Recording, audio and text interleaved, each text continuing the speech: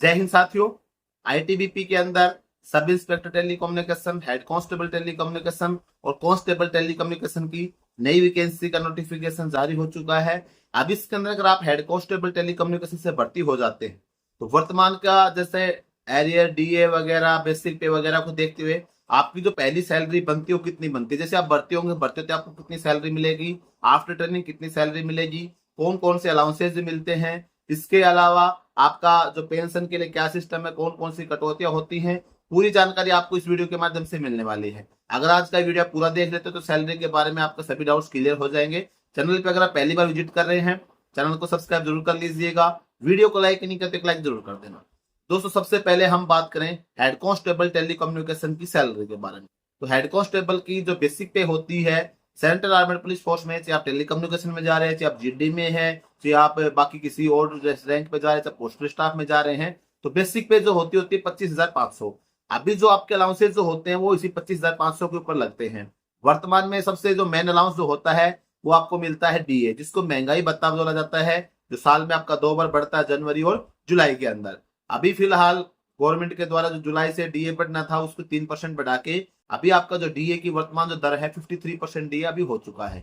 Central government जितने कर्मचारी है उनका जब डीए 53% है, तो आपकी जो बेसिक पे थी 25,500, उसके ऊपर 53% आपको डीए मिल जाता है। तो 53% डीए आपका कितना हो गया, 13,515 रुपए आपका डीए बन गया। तो बेसिक पे आपकी थी 25,500 प्लस में 13,515 आपका डीए हो गया। दोनों को जोड़ने के बाद में आपकी जो सैलरी बन जाती है 39,015 रुपए आपकी सैलरी बन गई।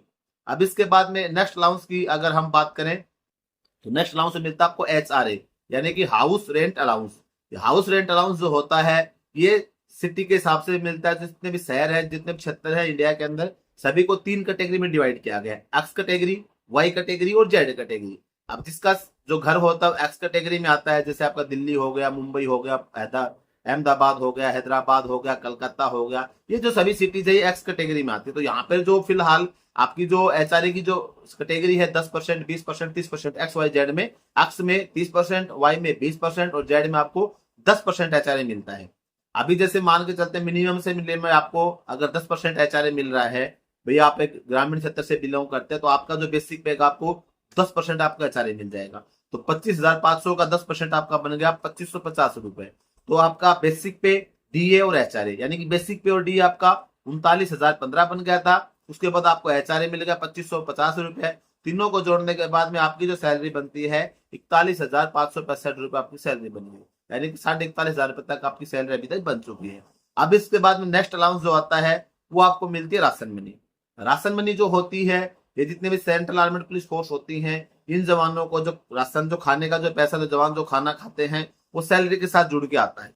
हालांकि आपकी सैलरी के साथ जुड़ के आएगा, तो ग्रोथ सैलरी की हम बात करते इसको जोड़ा जाएगा, बाद में हम इसको कम भी कर देंगे, क्योंकि जब आप खाना खाएंगे तो पैसा तो आपको निकाल के डिपार्टमेंट को देना पड़ेगा। ये आपकी सैलरी के साथ, ये पैसा भी आपको यूज में तब आता है जब या तो आप छुट्टी पे रहते हैं या फिर आप एक ऐसी जगह पे पोस्टेड हो गए जहाँ पे आपने अपना परिवार साथ में रखा है।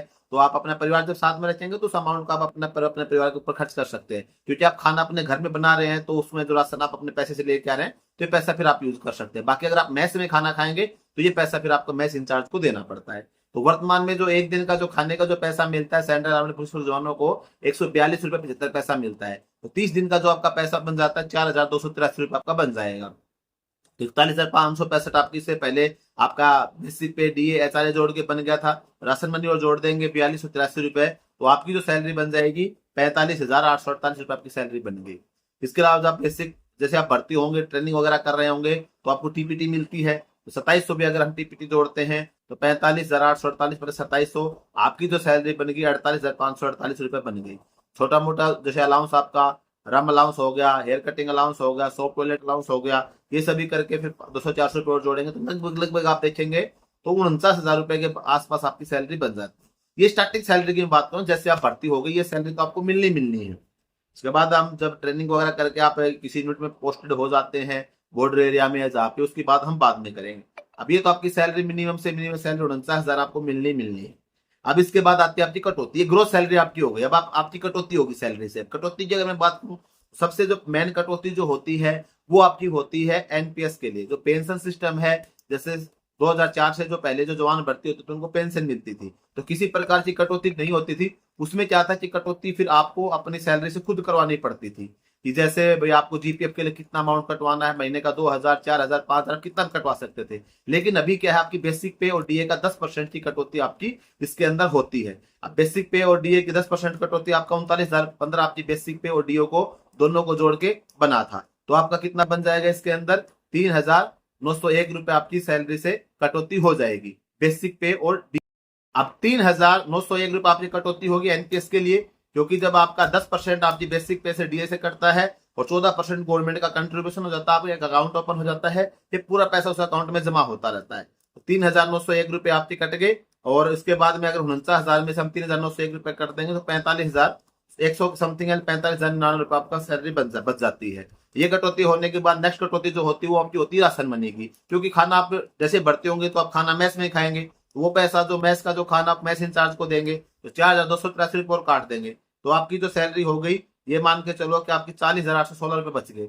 और 500-700 रुपए आपका एक रिस्क फंड होता है, हर पोस्ट का अलग अलग होता है, वो पैसा भी आपका कट जाएगा। तो लगभग आप देखेंगे 40,000 रुपए के आसपास स्टार्टिंग सैलरी आपकी खाने पीने के बाद में, पूरी कटौती होने के बाद में 40,000 रुपए के आसपास सैलरी आपके मतलब पास में बच जाती है। ये आपकी स्टार्टिंग सैलरी होगी।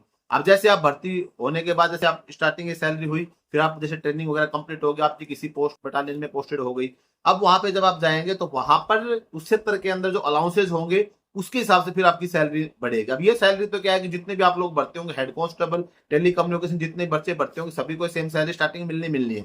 लेकिन फिर बाद में जैसे आपकी किसी भी यूनिट में पोस्टिंग होगी, वहां पर कौन से अलाउंसेज मिलते हैं, क्योंकि सब जो अलाउंस जो होते हैं, जैसे रिस्क अलाउंस मिल रहा है कहीं पे टीएडीए मिलेगा, एसडीए मिलेगा, कहीं पे कोई स्पेशल अलाउंस मिलता है, वो हर जगह पे एक अलग अलग अलाउंसेज होते हैं। तो जिस जगह पे आप पोस्टेड होंगे उस जगह पे कौन सा अलाउंस मिलता है, उसके हिसाब से आपकी सैलरी इंक्रीज होगी। अब मान के चलो कि आपकी पोस्टेड जैसे छत्तीसगढ़ में हो गई या श्रीनगर में हो गई, जहाँ पे 21,625 के आसपास लगभग आपको रिस्क अलाउंस मिलता है, तो आपकी जो सैलरी बनी 40,000 रुपए के आसपास जो सैलरी बनी, लगभग आपकी 20,000 बढ़ जाएगी, तो आपकी सैलरी 60,000 क्रॉस कर गई जैसे आप ट्रेनिंग करके जाएंगे। अब कहीं पे आपकी पोस्टेड ऐसे आ गई जहाँ पे रिस्क अलाउंस मान के चलो 12,000 कुछ है, कहीं पे 9,000 कुछ है, कहीं पे आपका 7,000 कुछ है। तो ये क्या है कि हर जगह के ऊपर एक अलग अलग रिस्क अलाउंस होता है। कहीं पर रिस्क अलाउंस नहीं, आपका प्लेन एरिया में तो रिस्क अलाउंस वहां पे नहीं मिल रहा है, तो आपको बेसिक पे का 10% डीए मिलेगा, और आपको बेसिक पे का जो 10% होता है वो आपको एचडीए मिल जाएगा, और इसके अलावा फिर आपको छोटा मोटा टीए होता है, तो 3,000 4,000 महीने का टीए मिलेगा, तो आपकी सैलरी ज्यादा नहीं बढ़ेगी। तो ये सभी डिपेंड करेगा फिर आपकी पोस्टिंग किस क्षेत्र में होती है, उसके हिसाब से फिर आपकी सैलरी इंक्रीज होती है। इसके अलावा मैंने 10% आपका एचआरए जोड़ा हो सकता है, कोई बच्चा वाई कैटेगरी से बिलोंग करता है उसको 20% एचआरए मिलेगा, कोई बच्चा ऐसा सकता हो कि एक्स कैटेगरी से बिलोंग करता है तो उसको 30% एचआरए मिलेगा। तो ये जो 10-20% 30% जो है, हो सकता है कि आपको ट्रेनिंग में ना मिले, लेकिन आफ्टर ट्रेनिंग जब आप बटालियन में पोस्टेड होंगे तो आप उसके लिए अप्लाई कर सकते हैं कि भाई मैं दिल्ली का रहने वाला हूँ, तो मेरा जो घर है वो 30% में आता है, तो मेरे को 30% एचआरए चाहिए। आप एचआरए के लिए अप्लाई कर सकते हो, खुद का मकान है तो, या फिर आप कहीं पे परिवार को साथ रख रहे किराए पे मकान में रखे हुए हैं, सरकारी क्वार्टर अवेलेबल नहीं, तो भी आपको 30% एचआरए मिलेगा, तो सैलरी आपकी बढ़ जाएगी। तो बाद में जो सैलरी होती है वो डिपेंड करती है आपके पोस्टिंग पैलेस के ऊपर, इसी हिसाब से सैलरी आपकी बढ़ती रहती है। स्टार्टिंग सैलरी आपकी लगभग 40,000 के आसपास, उसके बाद 50,000 से कम सैलरी आपको ट्रेनिंग के बाद में मिलने वाली है नहीं, तो आप कहीं भी पोस्टेड हो जाए। तो नॉर्मल से एक मोटे लगभग तो पूरा डाउट आपका जो मैंने क्लियर कर दिया है इस वीडियो के माध्यम से। फिर भी अगर आपका इसके संबंध किसी प्रकार का डाउट आप कमेंट करके पूछ सकते हैं। वीडियो अगर आपको अच्छा लगा तो लाइक जरूर कर देना, चैनल भी पहले विजिट कर सब्सक्राइब जरूर कर देना।